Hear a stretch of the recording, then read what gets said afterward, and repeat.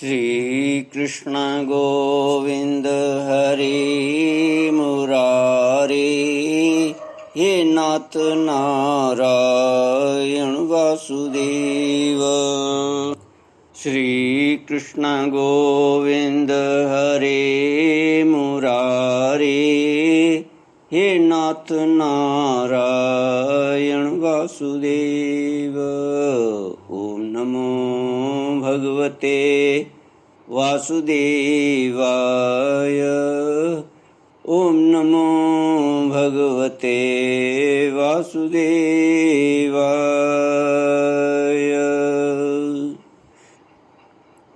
कृष्णाय वासुदेवाय हरये परमात्मने प्रणतक्लेशनाशाय गोविन्दाय नमो नमः।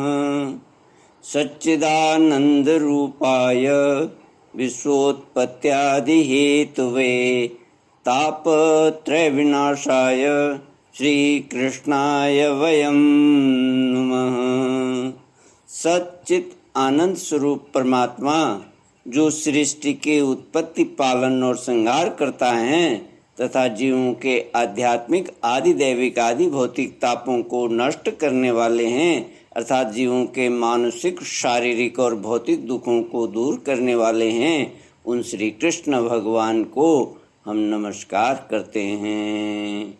श्री कृष्ण गोविंद हरे मुरारे, हे नाथ नारायण वासुदेव।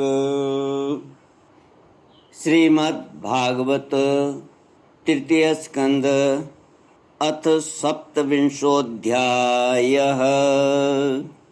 श्री भगवानुवाच प्रकृतिस्थोऽपि पुरुषो नाज्यते प्रकृतेर्गुणैः अविकारादकृत्वात् निर्गुणत्वाज्जलार्कवत् स एष यर्हि प्रकृतेः गुणेष्वभिविसज्जते अहं क्रियाविमूढात्मा कर्तास्मीत्यभिमन्यते तेन संसारपदवीम् अवशोभ्यत्यनिर्वृतः प्रासंगिकैः कर्मदोषैः सदसन्मिश्रयोनिषु।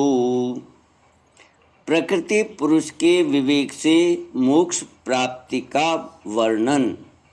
श्री भगवान कहते हैं, माता जी, कपिल भगवान कहते हैं, माता जी, जिस तरह जल में प्रतिबिंबित सूर्य के साथ जल के शीतलता, चंचलता आदि गुणों का संबंध नहीं होता, उसी प्रकार प्रकृति के कार्य शरीर में स्थित रहने पर भी आत्मा वास्तव में उसके सुख दुख आदि धर्मों से लिप्त नहीं होता, क्योंकि वह स्वभाव से निर्विकार, अकर्ता और निर्गुण है।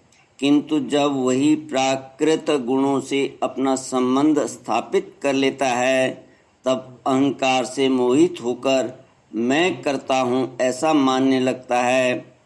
उस अभिमान के कारण वह देह के संसर्ग से किए हुए पुण्य पाप रूप कर्मों के दोष से अपनी स्वाधीनता और शांति खो बैठता है तथा उत्तम, मध्यम और नीच योनियों में उत्पन्न होकर संसार चक्र में घूमता रहता है। जिस प्रकार स्वप्न में भय, शोक आदि का कोई कारण न होने पर भी स्वप्न के पदार्थों में आस्था हो जाने के कारण दुख उठाना पड़ता है, उसी प्रकार भय, शोक, अहम, मम एवं जन्म मरण आदि रूप संसार की कोई सत्ता न होने पर भी अविद्यावश विषयों का चिंतन करते रहने से जीव का संसार चक्र कभी निवृत्त नहीं होता। इसलिए बुद्धिमान मनुष्य को उचित है कि असन्न मार्ग, असत मार्ग, विषय चिंतन में फंसे हुए चित्त को तीव्र भक्ति योग और वैराग्य के द्वारा धीरे धीरे अपने बस में लावे।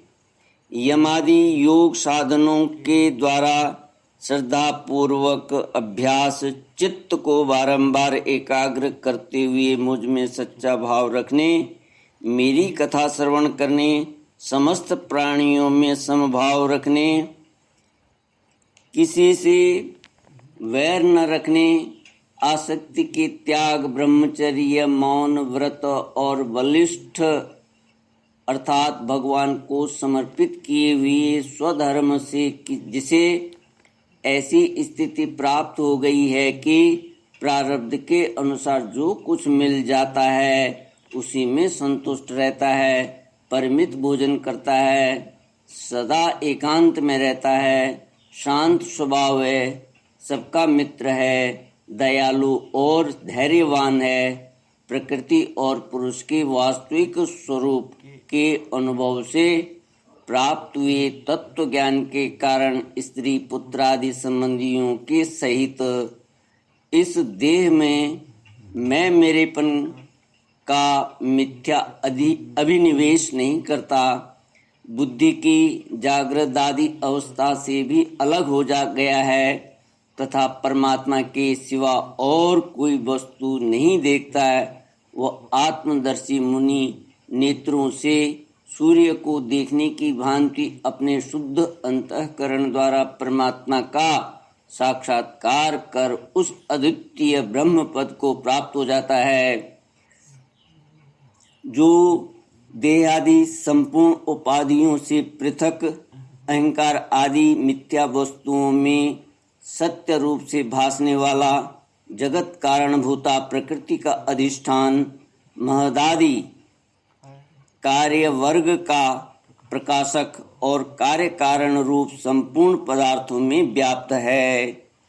जिस प्रकार जल में पड़ा हुआ सूर्य का प्रतिबिंब दीवाल पर पड़े हुए अपने आभास के संबंध से देखा जाता है और जल में दिखने वाले प्रतिबिंब से आकाश स्थित सूर्य का ज्ञान होता है, उसी प्रकार वैकारिक आदि भेद से तीन प्रकार का अहंकार देह, इंद्रिय और मन में स्थित अपने प्रतिबिंबों से लक्षित होता है और फिर सत परमात्मा के प्रतिबिंब युक्त उस अहंकार के द्वारा सत्य ज्ञान स्वरूप परमात्मा का दर्शन होता है, जो सुषुप्ति के समय निद्रा से शब्दादि भूत सूक्ष्म इंद्रिय और मन बुद्धि आदि के अव्याकृत में लीन हो जाने पर स्वयं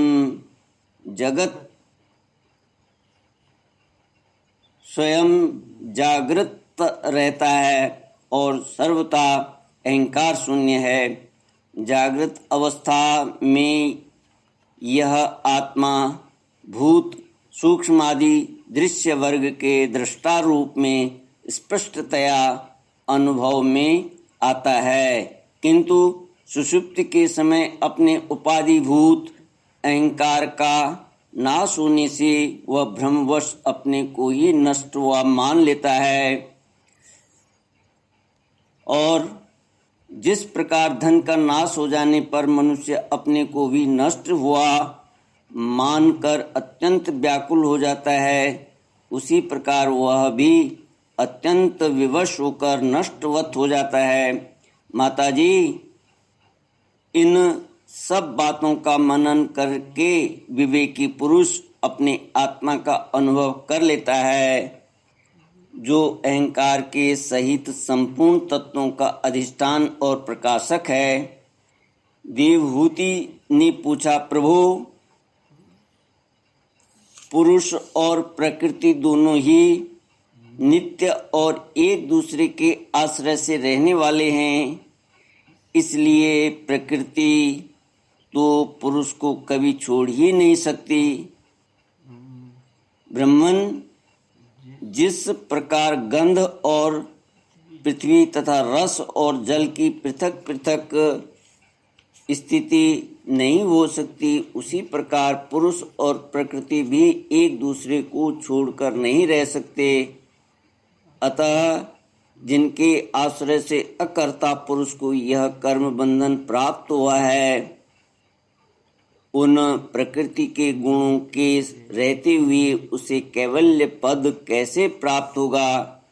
यदि तत्वों का विचार करने से कभी यह संसार बंधन का तीव्र भय निवृत्त हो भी जाए तो भी उसके निमित्त भूत प्राकृतिक गुणों का अभाव न होने से वह भय फिर उपस्थित हो सकता है।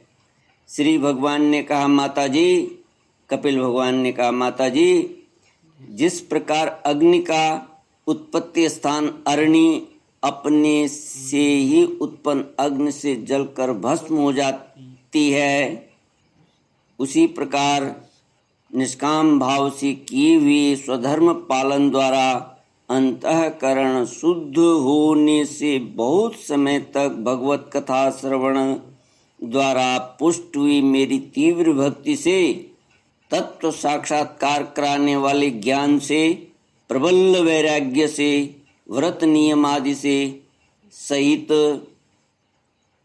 व्रत नियम आदि के सहित किए हुए ध्यानाभ्यास से और चित्त की प्रगाढ़ एकाग्रता से पुरुष की प्रकृति अविद्या, पुरुष की प्रकृति अर्थात अविद्या दिन रात क्षीण होती हुई धीरे धीरे लीन हो जाती है। फिर नित्य प्रति दोष दिखने से भोग कर त्यागी हुई वह प्रकृति अपने स्वरूप में स्थित और स्वतंत्र बंधन मुक्त हुए उस पुरुष का कुछ भी नहीं बिगाड़ सकती। जैसे सोए हुए पुरुष को स्वप्न में कितने ही अनर्थों का अनुभव करना पड़ता है, किंतु जग पड़ने पर उसे उन स्वप्न के अनुभवों से किसी प्रकार का मोह नहीं होता। उसी प्रकार जिसे तत्व ज्ञान हो गया और जो निरंतर मुझ में ही मन लगाए रहता है, उस आत्मा राम मुनि का प्रकृति कुछ भी नहीं बिगाड़ सकती। जब मनुष्य अनेकों जन्मों में बहुत समय तक इस प्रकार आत्मचिंतन में ही निमग्न रहता है, बहुत जन्मों में बहुत समय तक इस प्रकार आत्मचिंतन में ही निमग्न रहता है, तब उसे ब्रह्मलोक पर्यंत सभी प्रकार के भोगों से वैराग्य हो जाता है। मेरा वह धैर्यवान भक्त मेरी ही महती कृपा से तत्व ज्ञान प्राप्त करके आत्मानुभव के द्वारा सारे संशयों से मुक्त हो जाता है और फिर लिंग देह का नाश होने पर एकमात्र मेरे ही आश्रित अपने स्वरूप भूत कैवल्य संज्ञक मंगलमय पद को सहज में ही प्राप्त कर लेता है, जहाँ पहुँचने पर योगी फिर लौट कर नहीं आता। माता जी, यदि योगी का चित्त योग साधना में बढ़ी हुई मायामयी अणिमा आदि सिद्धियों में जिसकी प्राप्ति का योग के सिवा दूसरा कोई साधन नहीं है, नहीं फंसता, तो उसे मेरा वह अविनाशी परम पद प्राप्त होता है, जहाँ मृत्यु की कुछ भी दाल नहीं गलती। श्री कृष्ण गोविंद हरे मुरारी, हे नाथ नारायण वासुदेव। इति श्रीमद्भागवते महापुराणे पारमहंस्यां संहितायां तृतीय स्कंदे कापिल्येयोपाख्याने सप्तविंशोऽध्यायः। ओम पूर्णमद पूर्णमिदं पूर्णात् पूर्णमुदच्यते पूर्णस्य पूर्णमादाय पूर्णमेवावशिष्यते। ओम शांति शांति शांति। हरि ओम। श्री गुरुभ्यो